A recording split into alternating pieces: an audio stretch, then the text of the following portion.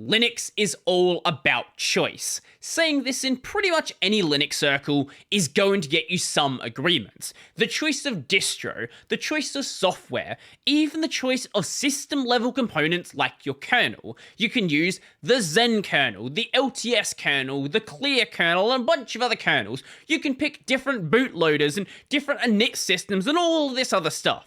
This isn't Windows. This isn't macOS, where some parts of your system are locked down and you just can't change them. If you want to, you can pull every single thing apart for better, or in many cases, when you have no idea what you're doing, for worse. But while this is true as a general principle, it isn't a hard set rule. It's not like every little thing on your system has to be about choice. If a program doesn't have customization, that program isn't inherently bad. And this idea shouldn't be used as a stick for going around and beating developers with, especially in cases where it's not really viable to accommodate every single choice. This is an email from Adam Jackson in 2008 on the Red Hat mailing list. Linux is not about choice.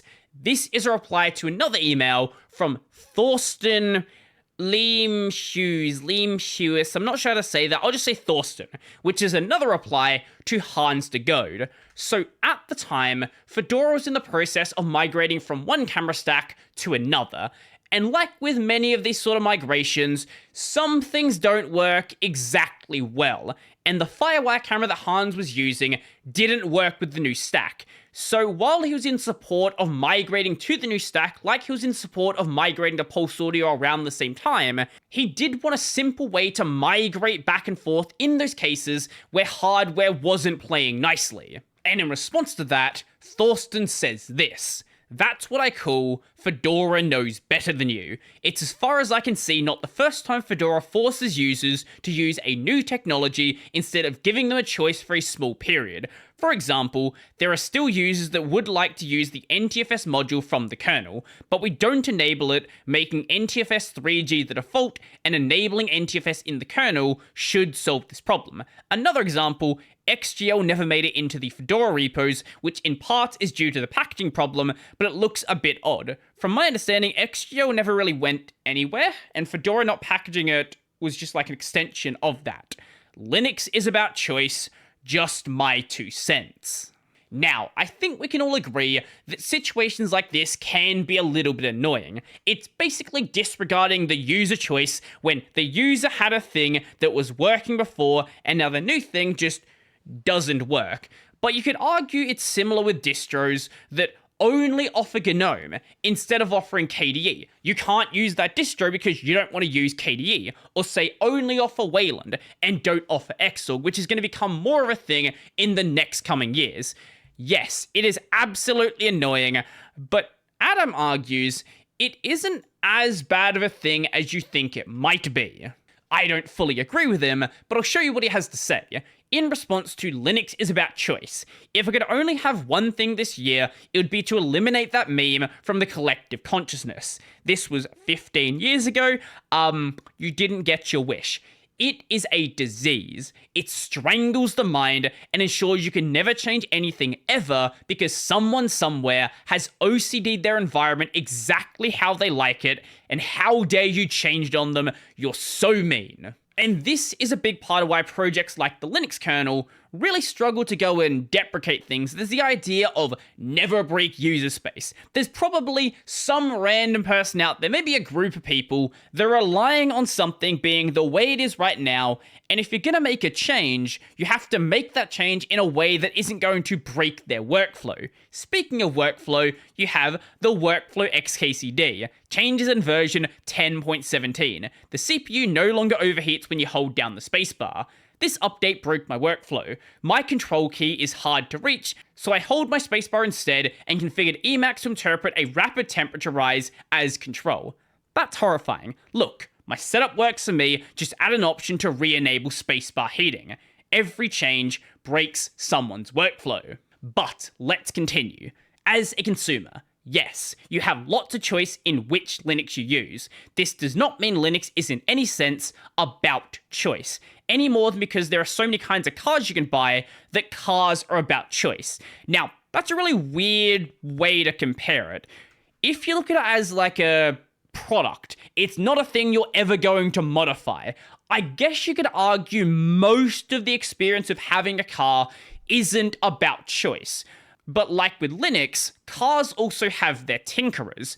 And if you're the sort of person who likes to tinker with your system, you like to tear it down, you like to replace parts, you like to bring in new parts, you like to bring in things that maybe don't fit properly within the system, but they seem like they mostly work, it seems like then both of these systems are absolutely about choice. What is important is the way you approach the system.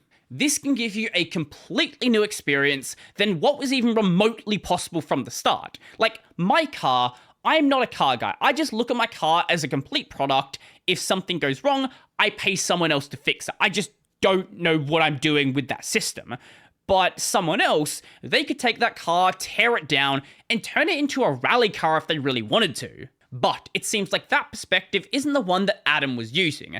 It seems like he was more approaching it from the perspective of a distro developer, where if you want to have this choice, you need to in some way actually support it. The complaints up thread about Juju, the new camera stack, and Pulse are entirely valid, but the solution is not to try to deliver two things at once. If you try to deliver both at once, you also have to deliver a way of switching between the two. Now you have 3 moving parts instead of 1, which means the failure rate has gone up by a factor of 6. 3 parts and 3 interactions. It's not exactly a one-to-one comparable part, like swapping between the stacks and having the entire stack being there are very clearly like different amounts of work, but it's a simple way of looking at it. We have essentially already posited that we have insufficient developer effort to have 100% complete features at ship time, so asking them to take on 6 times the failure rate when they're already overburdened is just madness. Now keep in mind, this is 2008. This was only 5 years after the first release of Fedora. This was only like 4 years after Ubuntu. This is still very early days of making Linux, more approachable and more usable on the desktop. So even though it had gained a lot of traction, there are only so many developers at this point. And with only so many developers, there's only so much time to work on features. And while Fedora is bigger today, the same can be said about smaller projects out there, like a terminal, for example. You might have a terminal that has one feature and doesn't have another. Could they ship both of them? Absolutely. But the developer might just not have the time to actively work on both features and bring them up to the state you'd expect from that project. In this situation, it's probably better to offer one really well-tested solution that may not cover every single use case, and then leave any alternatives up to the user to sort out for themselves, rather than trying to ship both of these things at once, and then have them sort of half-baked and not really giving any good option. When we're talking about a complete product distro like Pop! West, like Fedora, like Ubuntu, I can see why you'd want to lean over to the first one.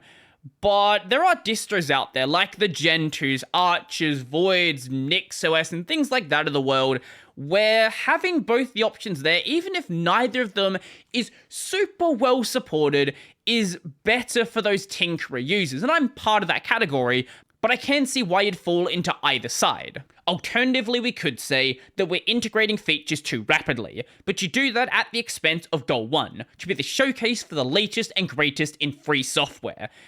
If your migration is causing regressions, maybe it is a little bit too early, like when distros first started offering Wayland, back before OBS could even capture your desktop, back before portals were anywhere near as powerful as they are today. Back then, it was not a good experience, but distros were offering it, and it was there, but distros were offering it. And you could argue that they just shouldn't be doing that full stop. Why would you use something with massive regressions like this? Well, You need to get things out to the public to actually get them tested. No matter how much you think that you've tested your code, no matter how perfect you think your code is, it's a buggy mess. Because what's going to happen the first time someone in the real world uses it is they're going to use it in a way you never expected. It's going to core dump and you have no idea why it happened. But if possible, maybe it is still for the best to have some way to swap back and forth between these things. Like right now with the migration from Xorg over to Wayland. Most distros are still offering both. Might happen when GNOME goes Wayland only, but that's a thing for the future. Right now, if you're using GNOME, you can use it on Xorg and you can use it on Wayland. Some people, especially those with NVIDIA cards or accessibility needs, might be unable to properly use Wayland. But for the rest of us who don't have those problems where the desktop is like 98 or 99% of the way there, and there's still some rough edges that you can slip into, for those people, they can go and test out the new thing and try to make it better. There is a legitimate discussion to be had about where and how we draw the line for feature inclusion, about how we increase and formalize our testing efforts, and about how we develop and deploy spike solutions for corner case problems, like the one device class that Juju happens to be worse than the old stack. That was the Firewire camera. Firewire is something I've just not heard about in a very long time.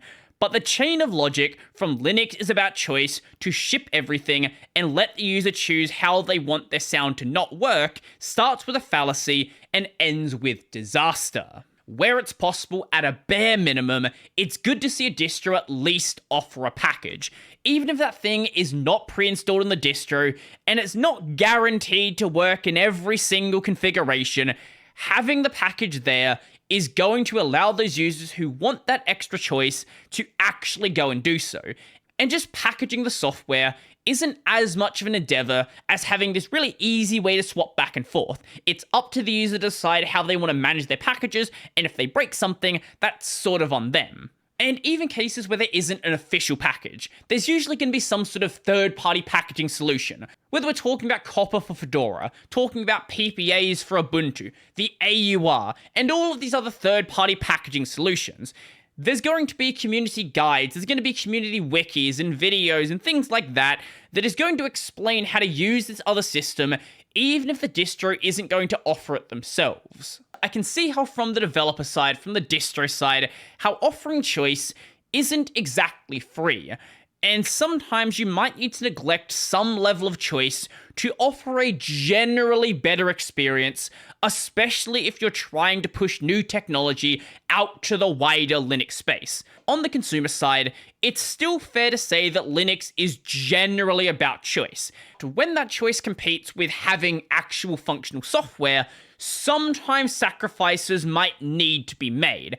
And I don't think that's inherently a bad thing, but let me know what you think in the comment section down below. So, do you think Linux is about choice? Do you think it's not about choice? Do you think this guy had any point in what he was saying, or it was just rambling nonsense? I would love to know. So if you liked the video, go like the video. And if you really like the video, and you want to become one of these amazing people over here, check out the Patreon, subscribe, Pay, linked in the description down below. That's going to be it for me, and I'm out. Daytime better call the bet. Ain't playing at your best, then you will get left.